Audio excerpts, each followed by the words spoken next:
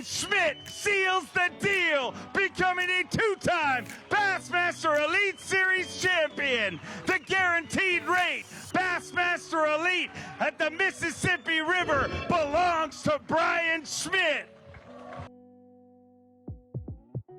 I'm Bryan Schmitt. I'm Bassmaster's Elite Champion. Just got done winning the Mississippi River. I'm going to dive into what I did, some techniques I used to get it done there. You know, I'm only fishing 8 foot of water, and everybody's like, oh, Carolina rig. Well, there's a lot of current. Current's a big thing, and, you know, you had to get something down there quick, but you're also dealing with a lot of eelgrass. Eelgrass is very hard to fish. You can get clogged up, your baits get clogged up like a chatterbait, swim jig.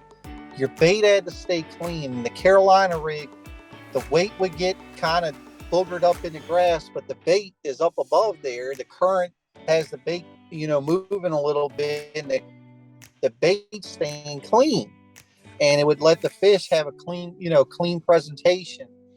And it was just a big deal. And even in 8 foot of water, 7 foot of water, I was using a 3.5 foot leader for the Carolina rig just to keep it up a little bit higher out of the grass.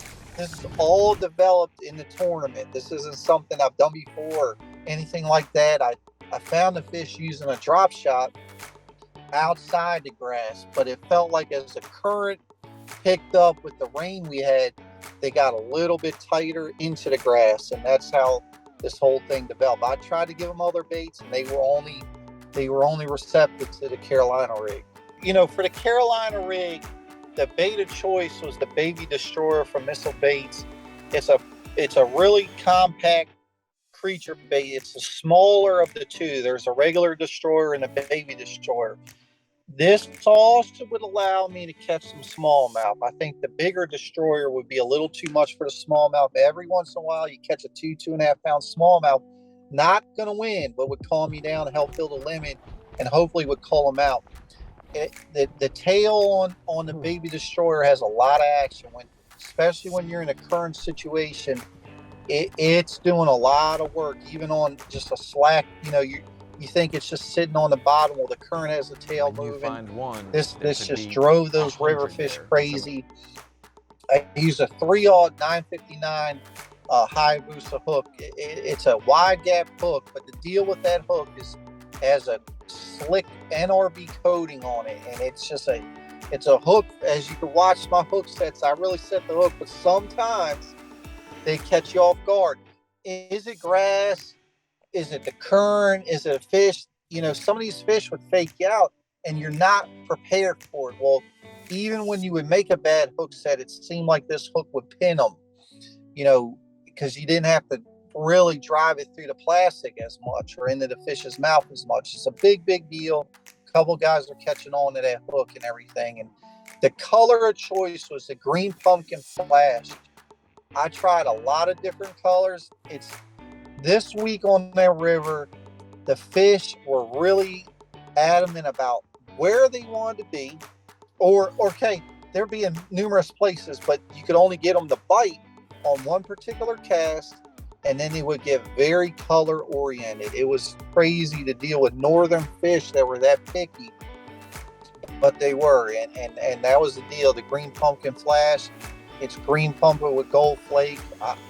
You know, I guess it's imitating, you know, crawfish all the way to perch, to bluegill, whatever they want to think it is, but they ate it up.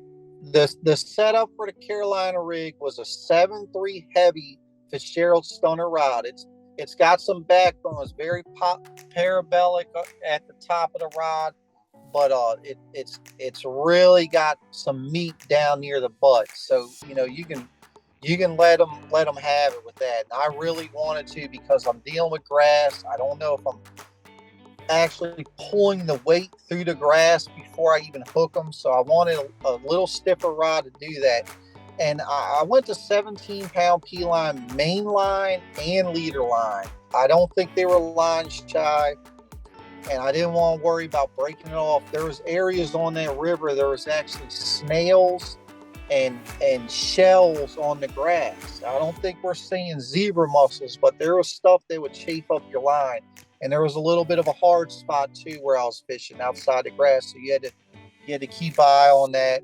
I used a 1/2 ounce weight, and that was the deal there. I mean, a little bit heavier setup for that shallow water, but we were dealing with some grass and current and stuff, and they didn't mind it.